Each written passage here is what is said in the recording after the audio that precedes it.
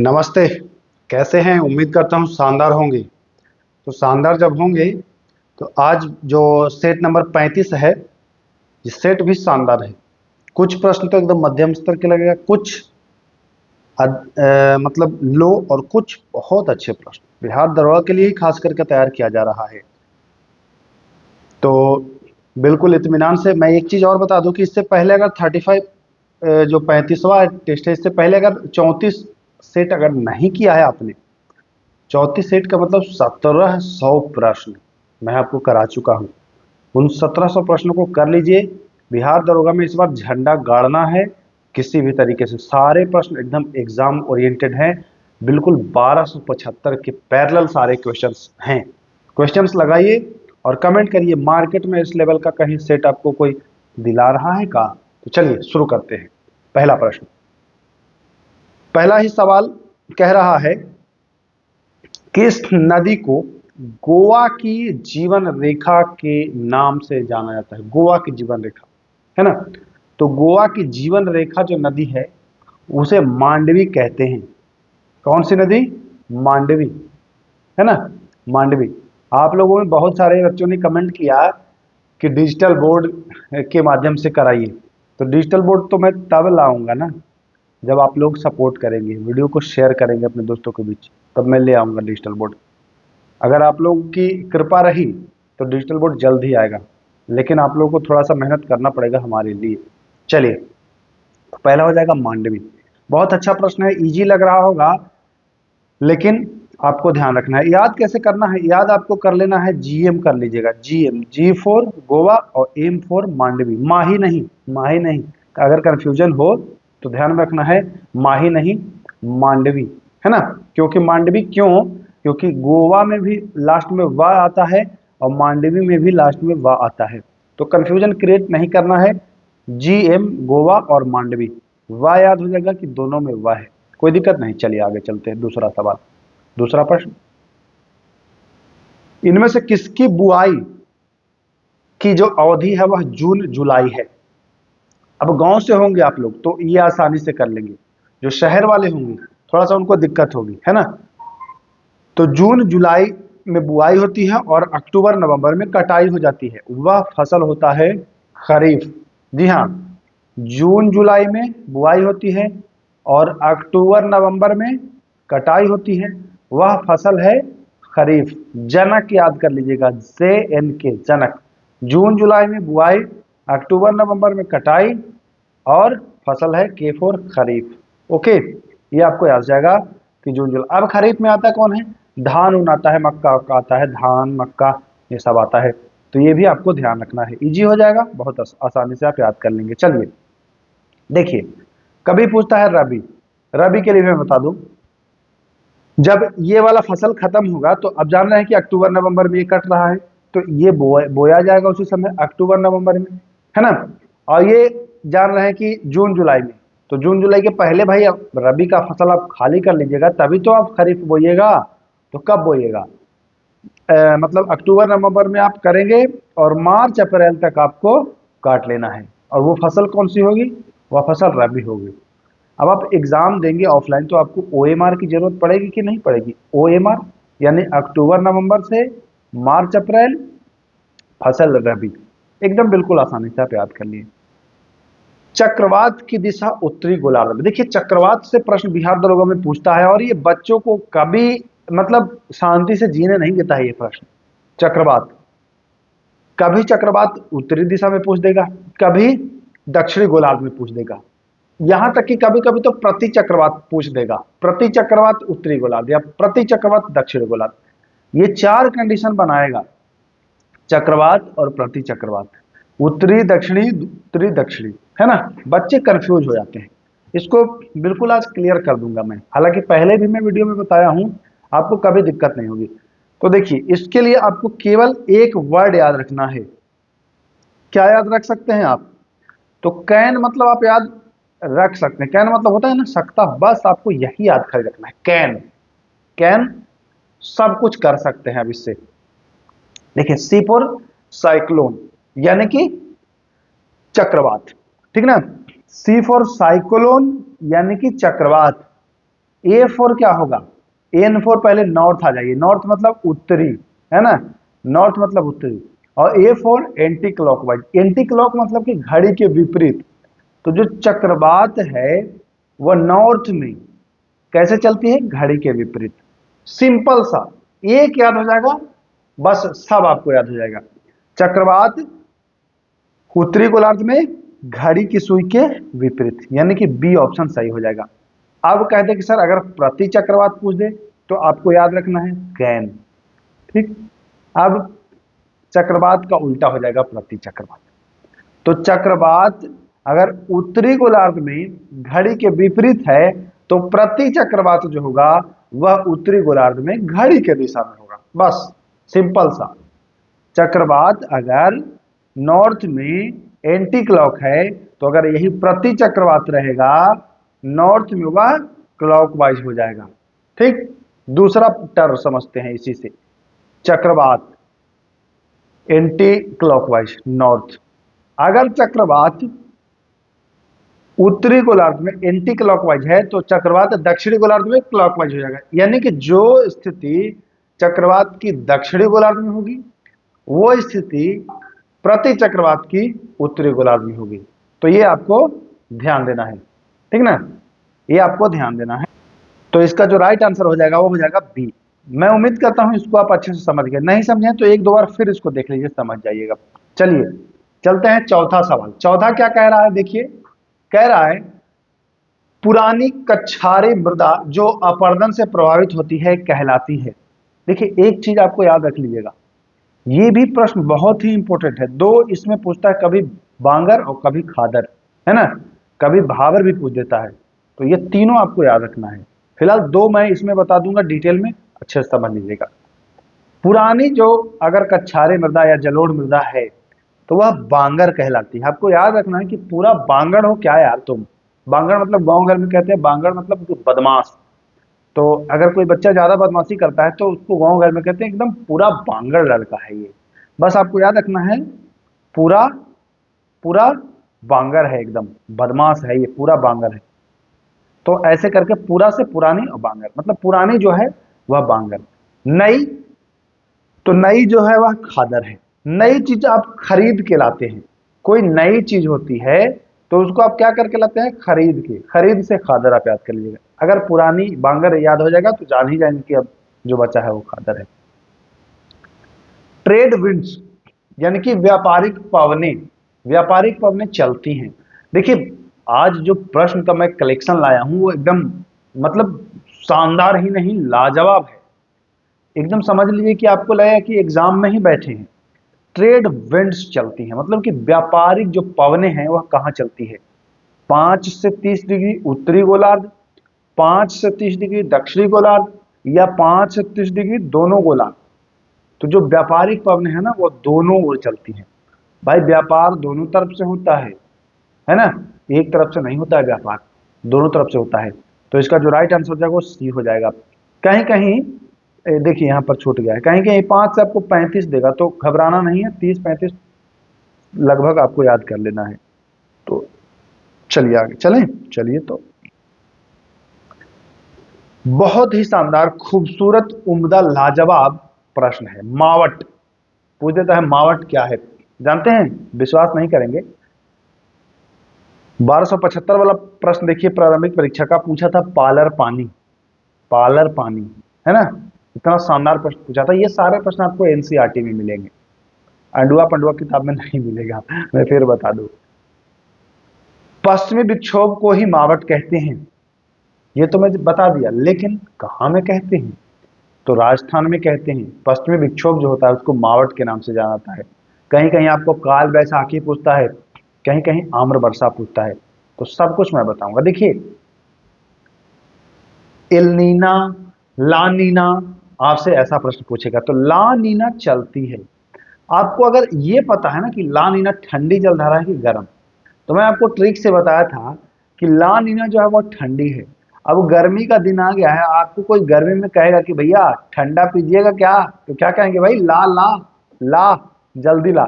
यानी कि जो ला नीना है वह ठंडी जलधारा है। आपको कभी कोई कहता है भैया ठंडा कोका कोला पीजिएगा तो आप कहेंगे ना कि ला यार ला, यानी कि ला नहीं ना, ठंडी है। अब ये समझना है आपको, देखिएगा कि ठंडी जलधारा किधर से किधर चलेगी। अब जाने कि ध्रुवों पर ठंडी है, बर्फ है, तो जानते हैं कि ध्रुव से इधर चलेगी वही तो ठंडी होगी, अगर विषुवत से ध्रुव चलेगी तो वो तो गर्म होगी। तो यानी कि ध्रुव से विषुवत की ओर। बिल्कुल अच्छी तरह से कॉन्सेप्ट आपका क्लियर हो जाएगा, जीवन भर नहीं भूलेंगे आप। मैं बता दे रहा हूं, बस डिजिटल बोर्ड की देरी है। डिजिटल बोर्ड आ जाए, मैं फिर बिल्कुल आपको एकदम अच्छे तरीके से सब कुछ समझाऊंगा। बस डिजिटल बोर्ड का इंतजार है, तो आप लोग सपोर्ट करें प्लीज। तो ए इसका बिल्कुल राइट आंसर हो जाएगा। 7 प्रश्न थे भारतीय भूगोल से संबंधित और कुछ विश्व भूगोल से, एकदम जबरदस्त थे। चलिए, व्यापार, वाणिज्य और समागम की स्वतंत्रता का जो उल्लेख है वह भारतीय संविधान के किस अनुच्छेद में है? बहुत बढ़िया प्रश्न है, इसको अक्सर इग्नोर कर देते हैं बच्चे। व्यापार वाणिज्य की स्वतंत्रता ये जो लिया गया है, ये तो ऑस्ट्रेलिया से लिया गया है, बट यह जो प्रावधान है यह भारतीय संविधान के अनुच्छेद 301 में वर्णित है, यानी कि ऑप्शन संख्या इसका ए बिल्कुल सही हो जाएगा। चलिए, ये प्रश्न बहुत बार पूछा गया है बिहार दरोगा में, न जाने इस प्रश्न से क्या लगाव है, और मैक्सिमम बच्चे गलत भी करते हैं। इसमें कंफ्यूजन 23 और 24 में होता है ना, वो भी मैं आज क्लियर करा दूंगा। मानव का दुर्व्यापार बालात श्रम कहना क्या चाह रहा है? कहना चाह रहा है कि मानव मानव की खरीद बिक्री वस्तुओं के समान आप नहीं कर सकते हैं। जैसे आप कुछ सामान खरीदते हैं तो आदमी को नहीं खरीद सकते हैं, उसका निषेध है। बालात श्रम मतलब किसी से जबरदस्ती आप कार्य नहीं करा सकते हैं, है ना, बालात श्रम आप नहीं करा सकते हैं किसी से। तो यह 23 अनुच्छेद में वर्णित है। 23 24 में क्या है? 24 में 14 वर्ष से कम आयु के बच्चों को जोखिम भरे कार्यों पर नहीं रखा जा सकता है। तो ये कैसे याद होगा? तो 24 में भी आखिरी विचार है और 14 वर्ष में भी आखिरी विचार है। तो जब आपको कंफ्यूजन हो तो याद रखिएगा कि 24 में तो 4 है, यानी कि 14 वर्ष वाला है, खरीद बिक्री वाला तो 23 में है। बहुत ही आसानी से आपको याद हो जाएगा। चलिए, किस अनुच्छेद का संबंध राष्ट्रपति शासन लागू होने से नहीं है? अरे बाप रे बाप, नहीं नहीं है, पढ़ना है। ये भी बिहार दरोगा में पूछा गया है और इसमें अक्सर बच्चे गलती करते हैं। कभी 352 तो आपको लगेगा ही, क्योंकि 352 तो है ही। 356 राष्ट्रपति शासन आप जानते हैं, तो लागू होने से नहीं है पूछ रहा है। तो पहले तो बच्चे देखते हैं राष्ट्रपति शासन से संबंधित तो मान लेंगे 356, लेकिन नहीं है तो 356 तो हरगिज नहीं होगा। 352 हो सकता है। 365, तो 365 भी राष्ट्रपति शासन से संबंधित है। अब आप लोगों को 365 पढ़ाया नहीं गया है, बाकी अनुच्छेद 365 में इस बात का उल्लेख है कि अगर केंद्र के द्वारा दिए गए निर्देशों को राज्य सही तरह से अनुपालन नहीं कराता है तो इस दशा में अकॉर्डिंग टू आर्टिकल 365 क्या होगा? राष्ट्रपति शासन लागू होगा 365 के तहत भी।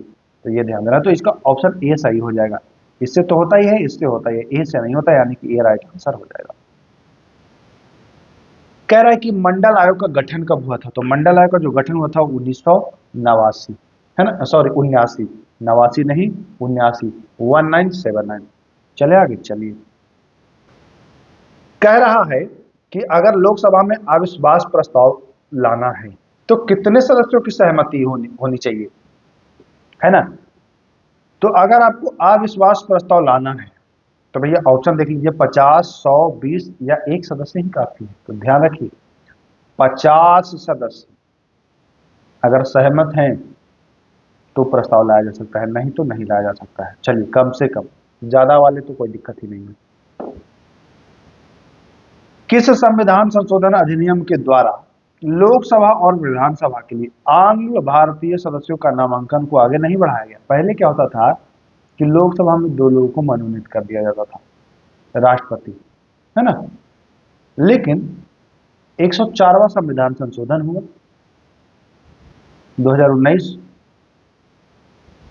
और 2020 से प्रावधान कर दिया गया कि भैया अब जो था अब मनोनीत नहीं होगा, बात है क्लियर।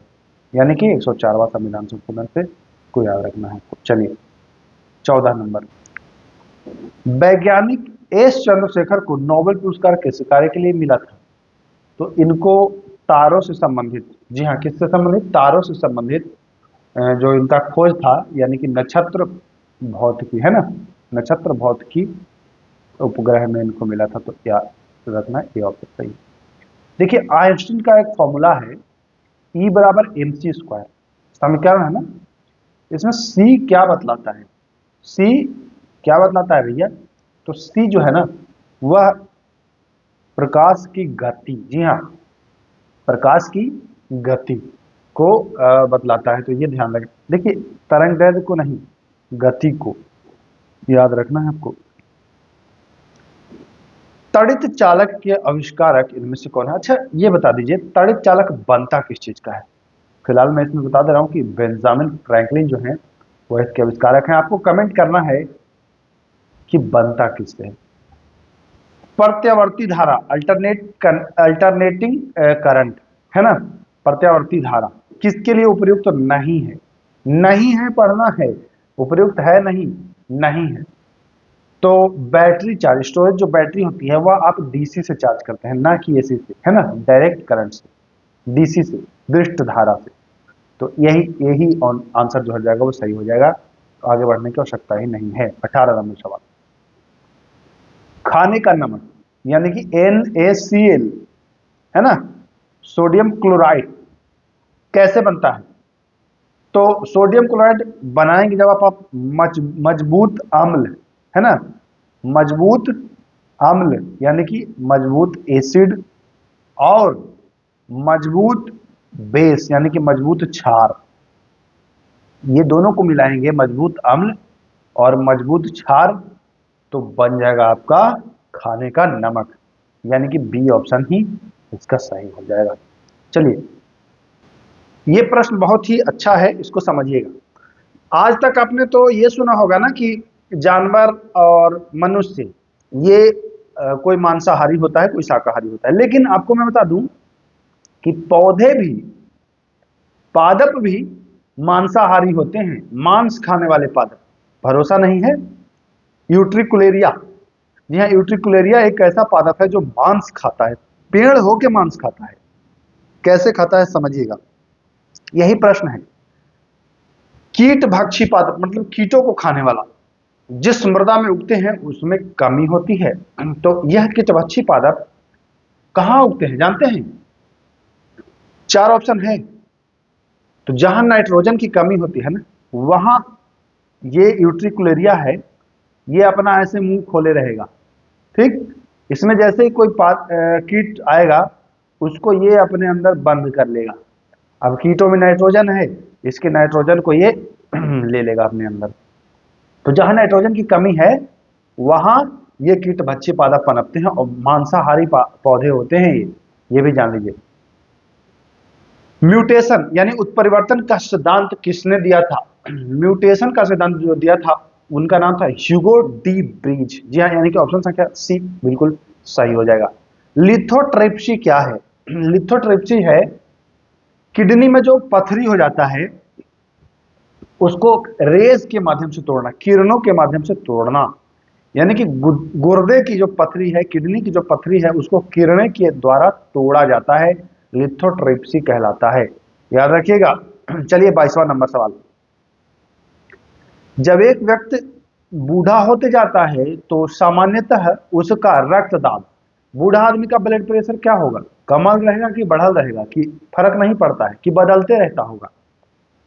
तो जब आप बुजुर्ग हो जाते हैं तो बुजुर्ग में ब्लड प्रेशर बढ़ जाता है। आप अक्सर बच्चों को देखते हैं ना कि कोई अगर बूढ़ा है तो उसको चिढ़ाता है। अब बूढ़े चिढ़ जाते हैं जल्दी, क्यों? ब्लड प्रेशर उनका ज्यादा है, वो तुरंत चिढ़ जाएंगे। तो बूढ़ों को चिढ़ाना नहीं चाहिए, क्योंकि आप भी कभी बूढ़े होंगे। अब जानेंगे कि बूढ़ा होइएगा तो ब्लड प्रेशर आपका बढ़ जाएगा, आपको कोई चिढ़ाएगा तो आप चिढ़ जाइएगा। तो बहुत तेजी से समझ गए होंगे। चलिए, माइटोकॉन्ड्रिया की खोज की थी, किसने की थी भाई? दो नाम यहां कंफ्यूजन आपको क्रिएट कराएगा, बेंडा ने और अल्टमैन ने। कुछ को लगेगा बेंडा और कुछ को लगेगा अल्टमैन, बाकी तो ये दोनों भी लग सकता है, बट बेंडा ने इसका नामकरण किया था, अल्टमैन ने इसे खोजा था। तो दोनों आपको ध्यान रखना है, अल्टमैन आंसर हो जाएगा। चलिए, सेलुलर फ्यूल के भी नाम से इसे जाना जाता है, यानी कि किसे कोशिकीय ईंधन के रूप में आप जानते हैं, तो वह है ग्लूकोज। जी हाँ, ग्लूकोज को आप सेल्यूलर फ्यूल यानी कि कोशिकीय ईंधन के रूप में आप जानते हैं।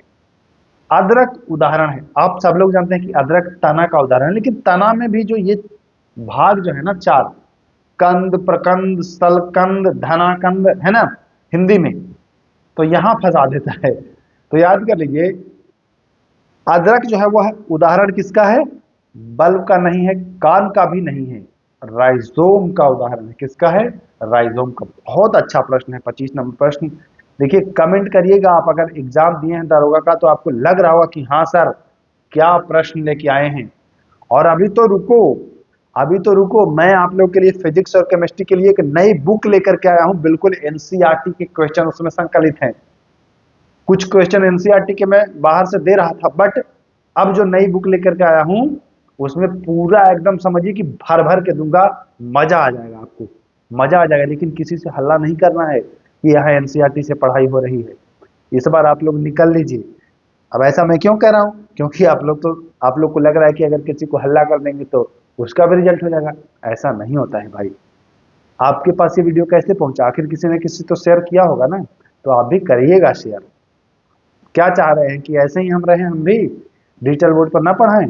शेयर करिए, आएंगे। चलिए, तो राइजोम इसका आंसर होगा। रुधिर वर्ग ओ में कौन सा अनुपस्थित होता है, मतलब नहीं होता है? ओ के बारे में बताया था ना कि ओ फॉर आउट, यानी कि आउट से आप अपने शरीर से आउट कर रहे हैं रक्त को, यानी कि दे रहे हैं। यानी कि ओ वाले को दाता कहते हैं, यूनिवर्सल डोनर यानी कि सर्वदाता। तो जो देता है उसमें एंटीजन नहीं होता है, ठीक ना, ये ध्यान रखना है। अगर आप में एंटीजन होगा तो आप देंगे नहीं, एंटीजन होगा तो आप देंगे नहीं। तो ओ वर्ग में अनुपस्थित क्या होता है? एंटीजन। ओ में एंटीजन नहीं होता है, तो ये ध्यान देना है। चले आगे, चलिए अब आते हैं इतिहास के प्रश्न। किसने ज्वालामुखी मंदिर को तोड़कर उसके टुकड़ों को मांस तोड़ने के लिए कसाईयों में दे दिया था? देखिए, इस प्रश्न को लाने का मकसद है आपको कंफ्यूज करना। अब आप जानते थे कि जो औरंगजेब था वह हिंदू विरोधी बहुत सारी नीतियां लाया था, तो मैक्सिमम बच्चे इसका आंसर करेंगे कि हो सकता है औरंगजेब भी ये सब काम करता था, क्योंकि मंदिर बहुत तोड़वाया था वो। लेकिन आंसर औरंगजेब नहीं है। कंफ्यूजन क्रिएट हो इसलिए इस क्वेश्चन को लाया है मैंने। इसका जो राइट आंसर होगा वह होगा सिकंदर लोदी। मंदिर तोड़ के और दे दिया कसाईयों को, कहता था कि लो भाई, बस लो से आप याद कर लीजिएगा कि लो यानी कि लोदी। और कौन लोदी? सिकंदर। सीलो, सीलो, लो मैं दे रहा हूं, सीलो यानी सिकंदर लोदी। ओके, चलिए, ये बढ़िया प्रश्न है, यूनिक प्रश्न है, देखिएगा इसको, समझिएगा। जहाज महल का निर्माण किसने कराया था? जहाज महल जो है इसका निर्माण कराने वाला था घियाउद्दीन खिलजी। जी हाँ, कहीं कहीं घियाउद्दीन खिलजी मिलेगा। अब आप कहेंगे कि खिलजी में तो हमने घियाउद्दीन नहीं पढ़ा। तो देखिए, छोटे छोटे जो होते थे ना उनका नाम अक्सर स्किप कर लिया गया है छोटे किताबों में, है ना। जब डिटेल में अध्ययन करेंगे तो घियाउद्दीन खिलजी, इसको कहीं कहीं गियाउद्दीन भी मिलता है नाम, ऐसे मिलेगा। गियासुद्दीन तुगलक नहीं, खिलजी। तो गियासुद्दीन खिलजी हवा जहाज महल बनाया था।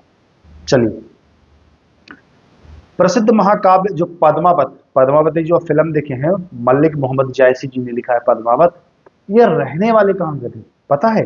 तो यह उत्तर प्रदेश में बनारस के रहने, सॉरी जौनपुर के रहने वाले थे, बनारस के नहीं, बनारस के नहीं रहने वाले थे। चलिए, प्रसिद्ध, अच्छा बनारस के कौन रहने वाले थे पता है? बनारस के, आपने एक गाना सुना है ना, खई के पान बनारस वाला, उसको उन्होंने लिखा था, बनारस के थे वो। चलिए, प्रसिद्ध यात्री अब्दुल रज्जाक, अरे वो क्रिकेटर नहीं, अब्दुल रज्जाक नहीं, अब्दुल रज्जाक कह रहा है, किसके समय में आया था? तो अब्दुल रज्जाक जो था वह देवराय द्वितीय, जी हाँ, देवराय द्वितीय के समय में आया था। द्वितीय कैसे याद रखेंगे?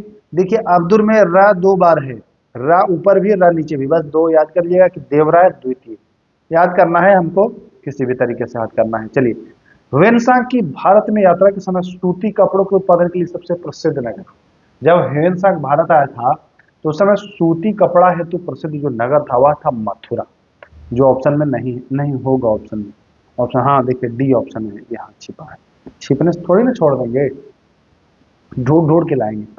प्राचीन भारत में सिंचाई, जो खेत को सींचा जाता था तो उसको भी टैक्स लिया जाता था।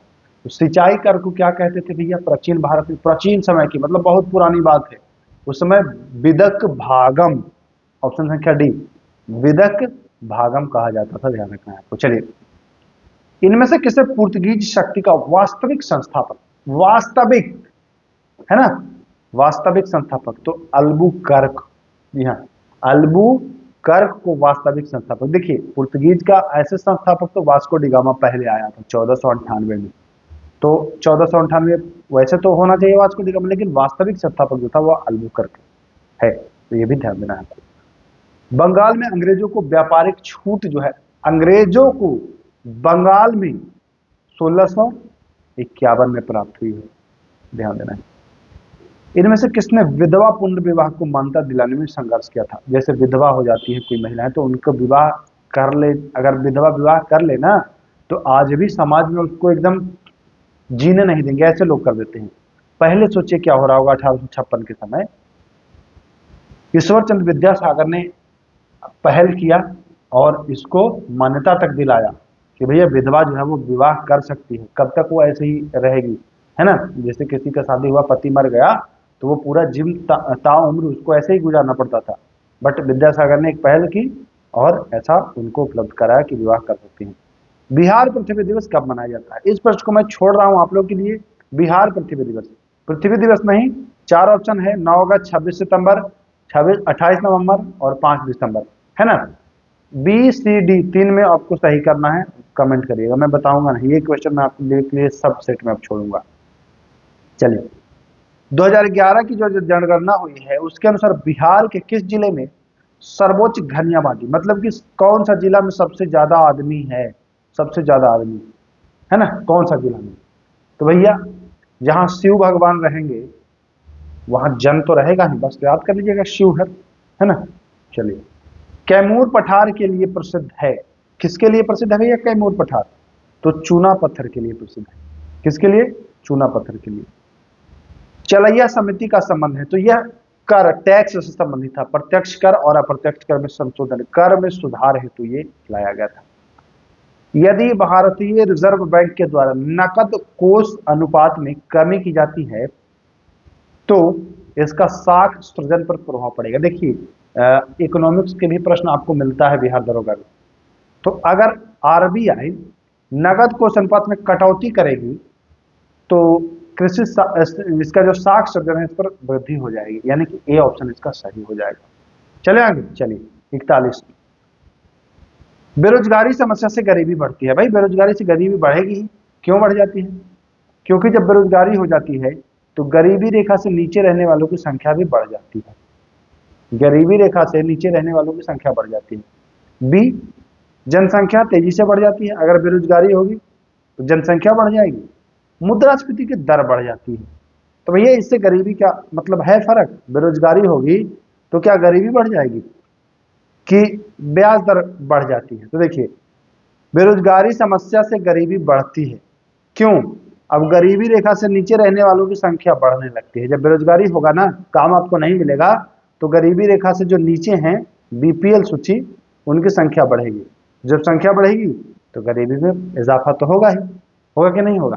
तो ये भी आपको ध्यान देना है, ये ऑप्शन सही हो जाएगा। करंट अफेयर, अभी हाल ही में कौन सा देश चांद की सतह पर पहुंचने वाला 5वां देश बना है? भारत भी चांद पर गया है ना, गया है कि नहीं? बताइए, कमेंट करिए। जापान जो है वह 5वां देश बन गया है चांद पर, चांद की सतह पर पहुंचने वाला। अब आपको कमेंट करना है कि भारत चांद पर गया है कि नहीं।